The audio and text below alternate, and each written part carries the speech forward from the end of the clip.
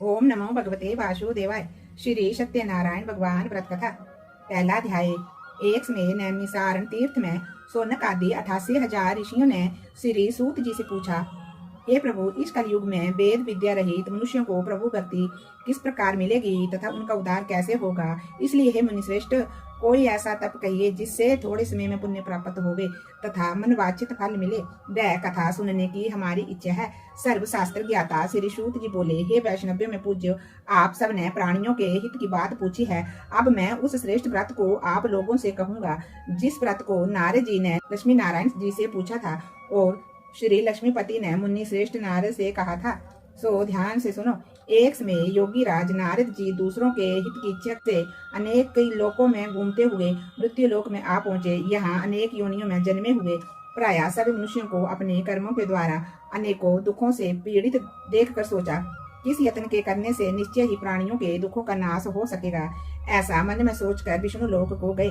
वहां श्वेत वर्ण और 4 भुजाओं वाले देवों के ईश नारायण को देखकर, जिनके हाथों में शंख चक्र गदा और पद्म थे तथा वरमाला पहने हुए थे, देख कर स्तुति करने लगे, हे भगवान, आप अत्यंत शक्ति से संपन्न हैं। मन तथा वाणी भी आपको नहीं पा सकती। आपका आदि मध्यम अंत नहीं है। निर्गुण सब रूप सृष्टि के आदि भूति व भक्तों के दुखों को नष्ट करने वाले हो। आपको मेरा नमस्कार है। नारद जी से इस प्रकार की स्तुति सुनकर के विष्णु भगवान बोले, हे मुनिश्रेष्ठ, आपके मन में क्या है? आपका किस काम के लिए आगमन हुआ है? निष्कोच कहो। तब नारद मुनि बोले, मृत्यु लोक में सब मनुष्य जो अनेक योनियों में पैदा हुए हैं, अपने अपने कर्मों के द्वारा अनेक प्रकार के दुखों से दुखी हो रहे हैं। हे नाथ, मुझ पर दया रखते हो तो बतलाइए कि उन मनुष्यों के सब दुख थोड़े ही प्रयत्न से कैसे दूर हो सकते हैं। हे नारद, मनुष्यों की भलाई के लिए तुमने बहुत ही अच्छी बात पूछी है। जिस काम के करने से मनुष्य मोह से छूट जाता है, वह मैं कहता हूँ सुनो। बहुत पुण्य देने वाला स्वर्ग तथा मृत्यु लोक दोनों में दुर्बल एक उत्तम व्रत है। आज मैं प्रेम वश हो करके तुमसे कहता हूँ कि सत्यनारायण भगवान का ये व्रत अच्छी तरह विधि पूर्वक करके मनुष्य आयु पर्यंत यहाँ सुख भोग कर मरने पर मोक्ष को प्राप्त होता है। श्री भगवान के वचन सुनकर के नारद मुनि बोले कि उस व्रत का क्या फल है, क्या विधान है, किसने ये व्रत किया है और ये व्रत किस दिन करना चाहिए, विस्तार से कहिए। भगवान बोले, दुख शोक आदि को दूर करने वाला, धन धान्य को बढ़ाने वाला, सौभाग्य तथा संतान को देने वाला ये व्रत सब स्थानों पर विजय प्राप्त करने वाला है। भक्ति और श्रद्धा के साथ किसी भी दिन मनुष्य श्री सत्यनारायण की शाम के समय ब्राह्मणों और बंधुओं के साथ धर्म प्रायण होकर के पूजा करे।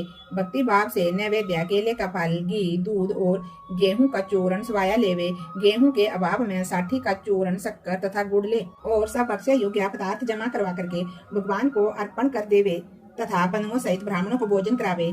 तत्पश्चात स्वयं भोजन करे। नृत्य गीत आदि का आचरण कर सत्यनारायण भगवान का स्मरण करते हुए समय व्यतीत करे। इस तरह व्रत करने पर मनुष्य की इच्छा निश्चय ही पूरी होती है। विशेषकर कली काल में भूमि पर यही मोक्ष का सरल उपाय है। पूरी सत्यनारायण भगवान की जय।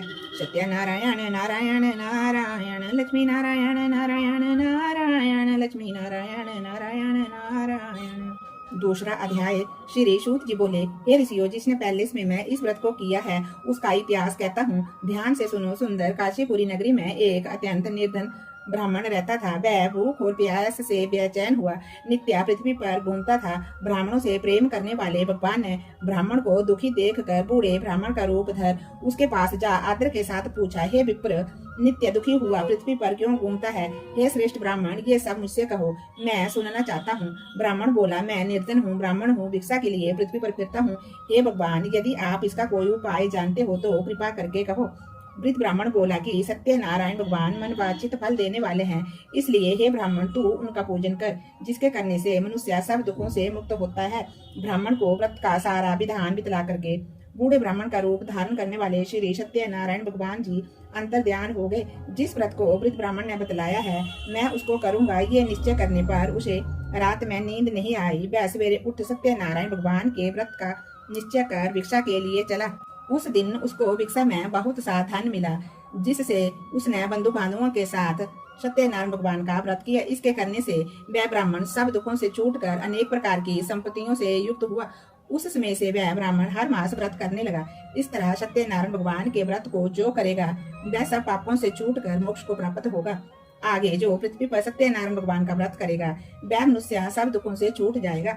इस तरह नारद जी ने नारायण का कहा हुआ ये व्रत मैंने तुमसे कहा। हे विप्रो, अब मैं और क्या कहूँ। ऋषि बोले, हे मुनीश्वर, संसार में इस ब्राह्मण से सुन करके किस किस ने इस व्रत को किया, हम सब वह सुनना चाहते हैं। इसके लिए हमारे मन में श्रद्धा का भाव है। श्री सूत जी बोले, हे मुनियों, जिस जिसने इस व्रत को किया वह सब सुनो। एक समय ब्राह्मण धन और ऐश्वर्य के अनुसार बंधु बांधुओं के साथ व्रत करने को तैयार हुआ। उसी समय एक लकड़ी बेचने वाला बूढ़ा आदमी आया और बाहर लकड़ियों को रखकर ब्राह्मण के मकान में गया। प्यास से दुखी लकड़ैरा उनको व्रत करते हुए देख कर विनय के साथ पूछने लगा कि ये आप क्या कर रहे हैं और इसके करने से क्या फल मिलता है, कृपा करके मुझसे कहो। ब्राह्मण ने कहा, सब मनोकामनाओं को पूर्ण करने वाला ये श्री सत्यनारायण भगवान का व्रत है। इन्हीं की कृपा से मेरे घर में धन धान्य आदि की वृद्धि हुई है। ब्राह्मण से इस व्रत के बारे में जानकर लकड़ारा बहुत प्रसन्न हुआ। चरनामत और प्रसाद खाने के बाद वह अपने घर को गया। लकड़ारे ने अपने मन में इस प्रकार का संकल्प किया कि आज ग्राम में लकड़ी बेचने से मुझे जो धन मिलेगा, मैं उसी से श्री सत्यनारायण भगवान का उत्तम व्रत करूंगा। ये मन में विचार कर वह बूढ़ा आदमी लकड़ियां अपने सिर पर रखकर जिस नगर में धनवान लोग रहते थे, वह ऐसे सुंदर नगर में गया। उस रोज वहां पर उसे उन लकड़ियों का दाम पहले से चौगुना मिला। तब वह बूढ़ा लकड़ैरा दाम ले व्रती प्रसन्न होकर के पके केले की फली, शक्कर, घी, दुग्ध, दही और गेहूं का चूर्ण इत्यादि सत्यनारायण भगवान के व्रत की कुल सामग्रियों को लेकर करके अपने घर को गया। फिर उसने अपने भाइयों को बुलाकर विधि के साथ भगवान जी का पूजन और व्रत किया। उस व्रत के प्रभाव से वह बूढ़ा लकड़ैरा धन पुत्र आदि से युक्त हुआ और संसार के समस्त सुख भोग कर वैकुंठ धाम को चला गया। बोलिए सत्यनारायण भगवान की जय। सत्यनारायण नारायण नारायण लक्ष्मी नारायण नारायण नारायण सत्यनारायण नारायण नारायण। तीसरा अध्याय। श्री सूत जी बोले, हे श्रेष्ठ मुनियों, अब मैं आगे की कथा कहता हूँ, सुनो। पहले समय में उल्कामुख नाम का एक बुद्धिमान राजा था। वह सत्य वक्ता और जितेंद्रिय था। प्रतिदिन देव स्थानों पर जाता तथा गरीबों को धन दे करके उनके कष्ट दूर करता था। उसकी पत्नी कमल के समान मुख वाली तथा सती साध्वी थी। भद्रशिला नदी के तट पर उन दोनों ने श्री सत्यनारायण भगवान का व्रत किया। उस समय वहां पर एक साधु वैश्य आया। उसके पास व्यापार के लिए बहुत सा धन था। वह नाव को किनारे पर ठहरा कर राजा के पास आ गया और राजा को व्रत करते हुए देख कर विनय के साथ पूछने लगा कि हे राजन, भक्ति युक्त चित्त से आप ये क्या कर रहे हैं, मेरी सुनने की इच्छा है, सो आप ये मुझको बतलाइए। राजा बोला, हे साधु, अपने बंधु बांधुओं के साथ पुत्र आदि की प्राप्ति के लिए ये महान शक्तिवान सत्यनारायण भगवान का व्रत व पूजन किए जा रहा हूँ। राजा के वचन सुनकर के साधु आदर के साथ बोला, हे राजन, मुझसे इसका सा विधान कहो, मैं भी आपके कहने के अनुसार इस व्रत को करूंगा। मेरे भी कोई संतान नहीं है और इससे निश्चय ही होगी। राजा से सब विधान सुन व्यापार से निवृत्त हो वह आनंद के साथ अपने घर को गया। साधु ने अपनी स्त्री से संतान देने वाले उस व्रत का समाचार सुनाया और कहा कि जब मेरे घर में संतान होगी तब मैं इस व्रत को करूंगा। ऐसे वचन उसने अपनी स्त्री लीलावती से कहे। एक दिन उसकी स्त्री लीलावती अपने पति के साथ आनंदित हो संसारिक धर्म में प्रवृत्त होकर के सत्यनारायण भगवान की कृपा से गर्भवती हो गई तथा 10वें महीने में उसके घर में एक सुंदर कन्या का जन्म हुआ। दिनों दिन वह इस तरह बढ़ने लगी जैसे शुक्ल पक्ष का चंद्रमा बढ़ता है। कन्या का नाम कलावती रखा गया। तब लीलावती ने अपने मीठे शब्दों से अपने पति से कहा कि आपने जो संकल्प किया था कि मैं सत्यनारायण भगवान का व्रत करूंगा, अब आप उसे करिए। साधु बोला, हे प्रिय, इसके विवाह पर ही करूंगा। इस प्रकार अपनी पत्नी को आश्वासन देकर के वह नगर को चला गया। कलावती पितृगृह में वृद्धि को प्राप्त हो गई। साधु ने जब नगर में सखियों के साथ अपनी पुत्री को देखा तो तुरंत दूत बुला करके कहा कि पुत्री के वास्ते कोई सुयोग्या पर देख कर लाओ।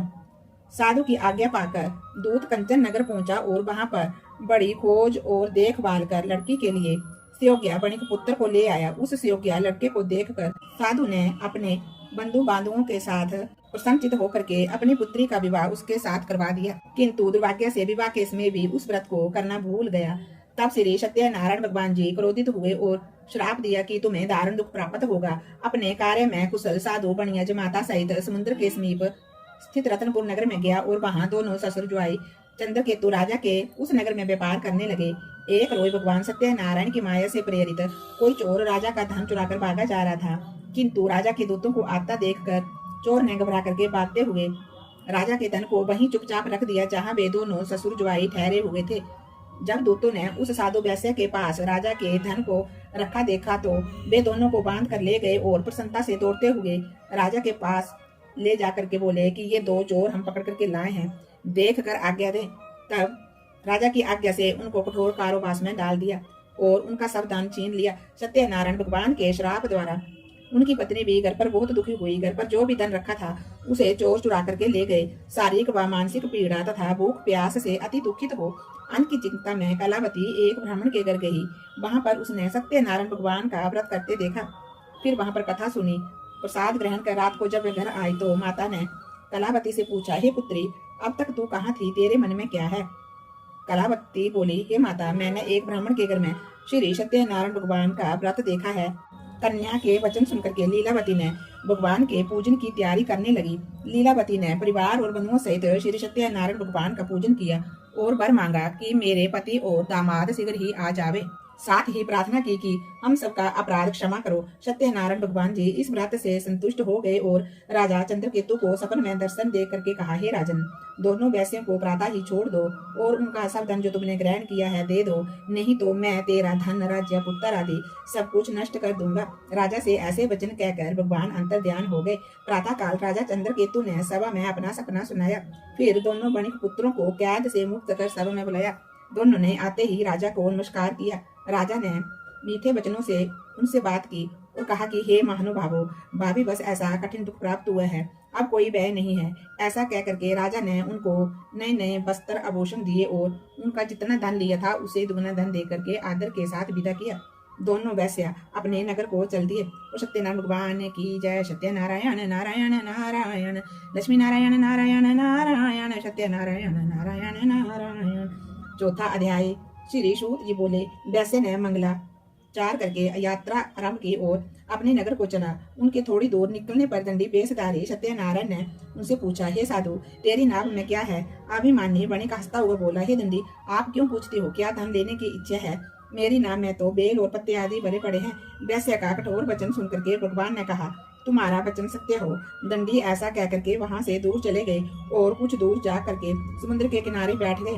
दंडी के जाने पर वैश्य ने नित्य क्रिया करने के बाद नाव को ऊंची उठी देखकर अचंबा किया और नाव में बेल पत्ते आदि देखकर मूर्छित हो जमीन पर गिर पड़ा। फिर मूर्छा खुलने पर अत्यंत शोक प्रकट करने लगा।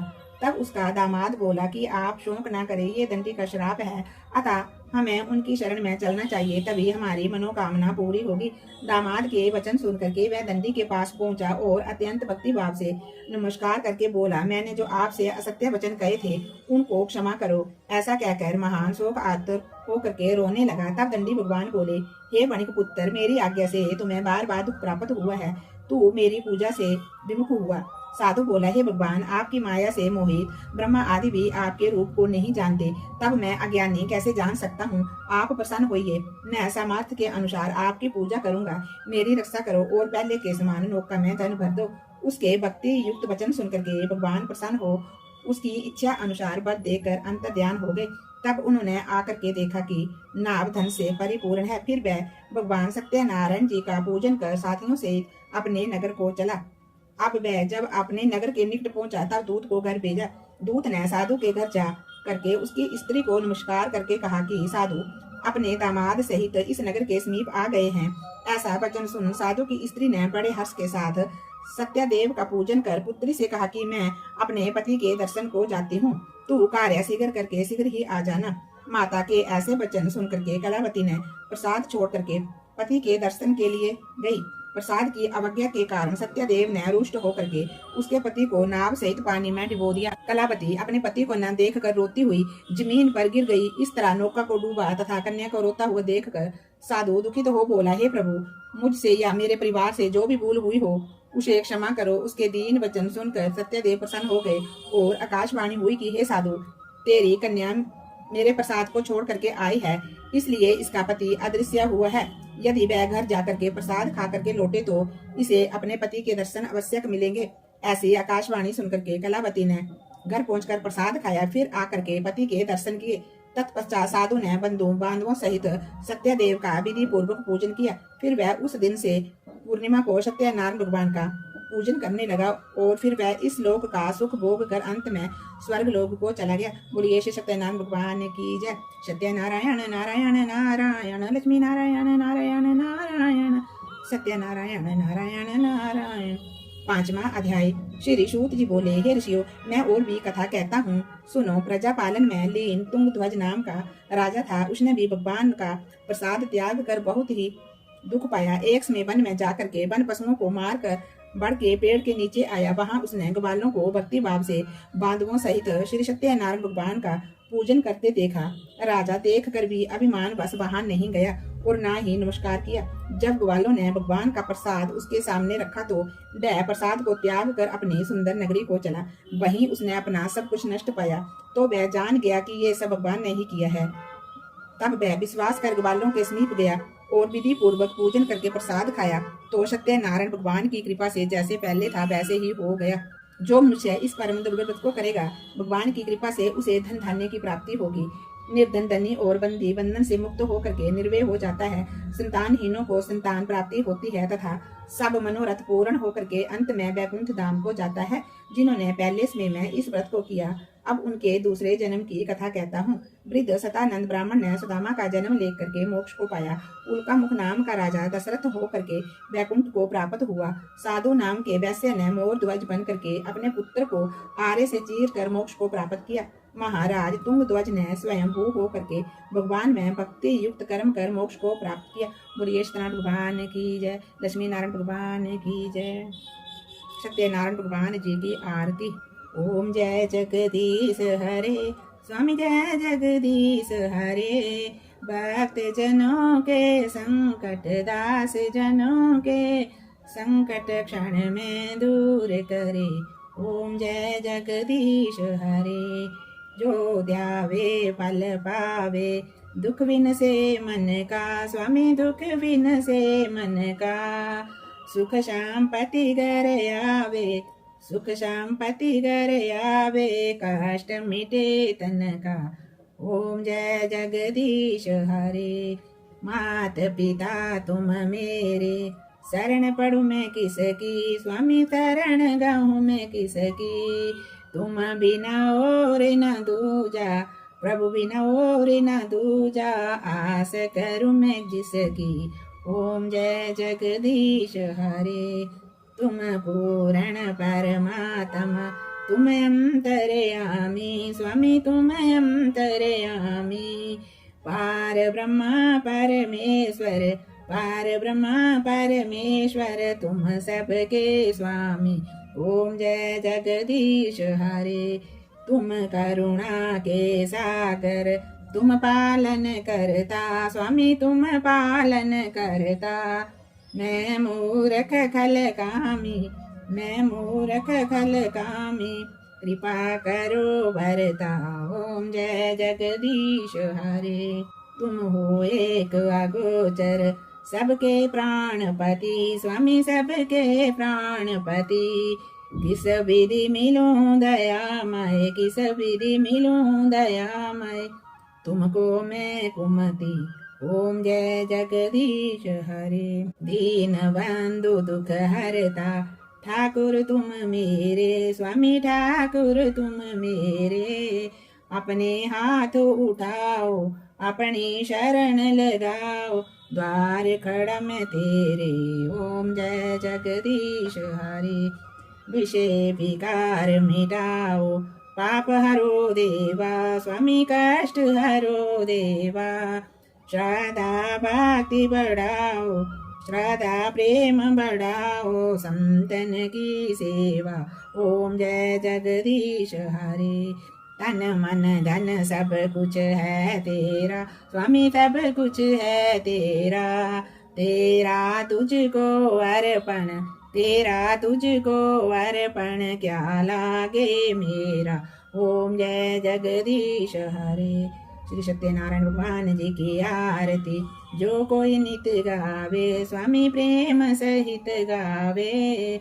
कहत शिवानंद स्वामी, कहत हरिहर स्वामी, मन वांछित फल पावे। ओम जय जगदीश हरे।